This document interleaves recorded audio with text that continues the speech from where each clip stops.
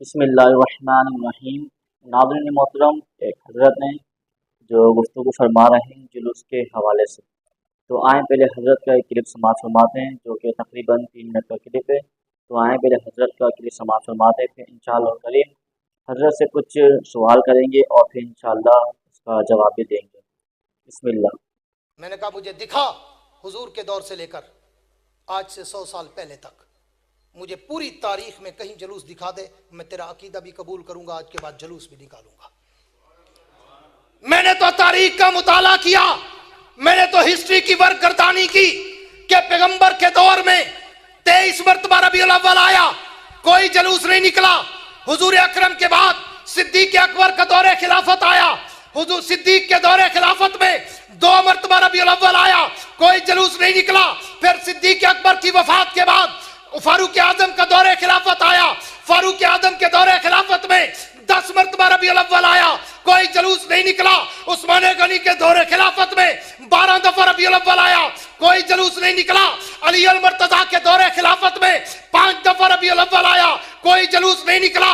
حضرت حسن کے دور خلافت میں 1 دفعہ ربیع الاول آیا، کوئی جلوس نہیں نکلا۔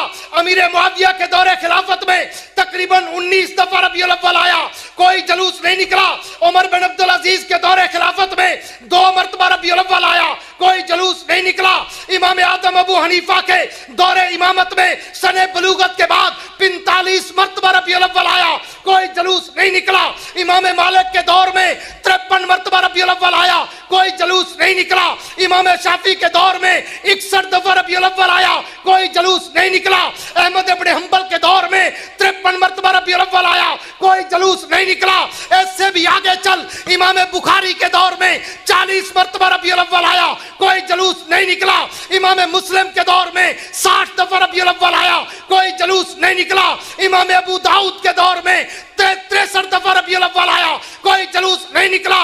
امام نسائی کے دور میں 71 مرتبہ ربیع الاول آیا، کوئی جلوس نہیں نکلا۔ اس سے بھی آگے چل، پیران پیر شیخ عبد القادر جیلانی کے دور میں 65 دفعہ ربیع الاول آیا، کوئی جلوس نہیں نکلا۔ خواجہ معین الدین چشتی اجمیری کے دور ولایت میں 72 دفعہ ربیع الاول آیا، کوئی جلوس نہیں نکلا۔ داتا گنج بخش حجویری کے دور ولایت میں 63 دفعہ ربیع الاول آیا، کوئی جلوس نہیں نکلا۔ فرید الدین گنج شکر پاک پتن والے کی ولایت کے دور میں 70 مرتبہ ربیع الاول آیا، کوئی جلوس نہیں نکلا۔ بہاؤالدین زکریا ملتانی کے دور ولایت میں 55 دفعہ ربیع الاول آیا، کوئی جلوس نہیں نکلا۔ یہ جلوس نہ نبوت کے دور میں، نہ صداقت کے دور میں، نہ صحابہ کے دور میں، نہ تابعین کے دور میں، نہ ائمہ مجتہدین اکابرین، نہ اولیاء کے دور میں۔ اگر اس میں ہوتا میں اپنا عقیدہ بناتا، جب نبوت میں نہیں، صحابہ کے دور میں نہیں، اماموں کے دور میں نہیں، اولیاء کے دور میں نہیں، تو یہ تیرے پیٹ کا دھندا تو ہو سکتا ہے، نبوت کے عشق کا سمندر نہیں ہو سکتا۔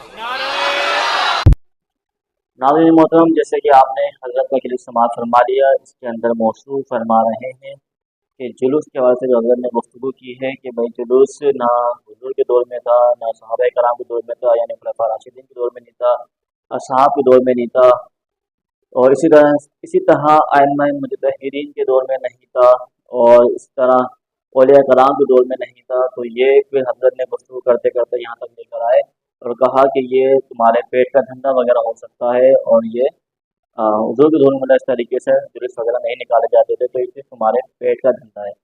تو پہلا سوال میرا حضرت سے صرف یہی ہے کہ حضرت آپ یہ بتائیں، جو آپ نے یہ کہا ہے کہ جلوس صحابہ کے دور میں نہیں تھا، حضور کے دور میں نہیں تھا، اور تابعین کے دور میں نہیں تھا، اولیاء کرام کے دور میں نہیں تھا، تو آیا ان کے دور میں جلوس نہیں تھا تو کیا جلوس منانا حرام، ناجائز؟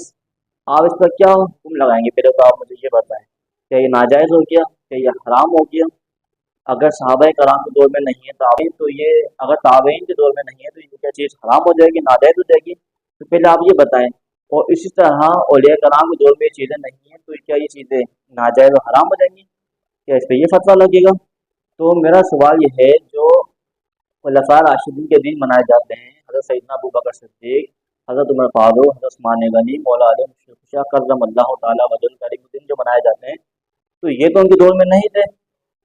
سیرت مصطفیٰ کی کانفرنس کی جاتی ہے، یہ تو اردو کے دور میں نہیں تھے۔ ختم قرآن जो किया जाता है, ये तो हुजूर के दौर में नहीं थे। खत्म बुखारी शरीफ की जाती है तो हुजूर के दौर में नहीं थे, तो अब इस पे क्या हुक्म लगेगा। और एक छोटा सा सवाल है, अब आप बताएं कि किसी लड़की की, किसी बच्ची की शादी होती है, किसी बेटे की शादी होती है, किसी लड़की की शादी कर रहे हैं, उस पर जो लाइटिंग करते हैं तो क्या वो हराम नाजायज हो जाएगी। और सवाल है कि ना वो सहाबा कराम के दौर में, ना ताबईन के दौर में थी, वो किसी के दौर में नहीं थी, तो इसलिए वो भाई वो हराम हो गई। तो ये कैसे हो सकता है कि अगर वो दौर में, उनके दौर में चीज़ें नहीं थी तो क्या वो हराम हो जाएंगी। इसी तरह आप तो जानते होंगे, कोल्ड ड्रिंक जो होती है, कोका कोला होती है, पेप्सी होती है, सेवन अप होती है, स्प्रिंग होती है, तो ये कोल्ड ड्रिंक को पीना क्या आपको हराम करा देंगे कि भाई उनके दौर में नहीं था इसलिए आपने क्यों पिया, ये हराम हो गई।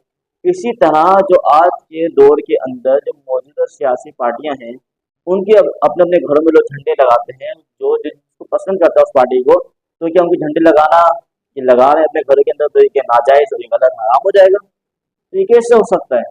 अगर उनके हराम नाजायज जब होगा कि आया, चाहे मिलाद शरीफ की महफिल हो या उर्स हो या जुलूस हो, कुछ भी हो, उसके अंदर कोई नाजायज शरीयत से हट के उसके अंदर काम हो रहे हों, बेपर्दगी हो रही हो, अजीब व गरीब उसके अंदर काम हो रहे हो, तो फिर हम उसको कहेंगे कि भाई ये नाजायज है, गलत है, ये हराम काम हो रहा है, ये चीज़ें नहीं होनी चाहिए।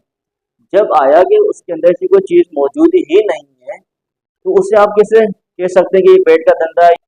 तो आया अगर उनके दौर में चीज़ें नहीं थी तो वो क्या हराम हो जाएंगी। आज के इस दौर में कितनी ऐसी चीज़ें जो उनके दौर में नहीं थी। सबसे पहली बात, सही बुखारी शरीफ साहबा कराम के दौर में थी नहीं थी, कि भाई उनके दौर में नहीं थे, आप क्यों पढ़ रहे हैं, नहीं। हर चीज़ जिद्दत के हिसाब से चीज़ चलती है, नई नई चीज़ें वक्तन वक्तन आते रहती है, ईजाद होती रहती हैं। और जो जिस काम को, जिस चीज़ को शरीयत मना नहीं कर रही, शरीयत में हराम करार नहीं देती, तो अब हम कैसे हो सकते हैं उस चीज़ को नाजायज़ और हराम करार देंगे। तो अब हम चलते हैं दलील की जानिब। जो हमारी पहली दलील है, आप अपनी स्क्रीन पर इसकी तस्वीर मुलाहिज़ा फरमा लें।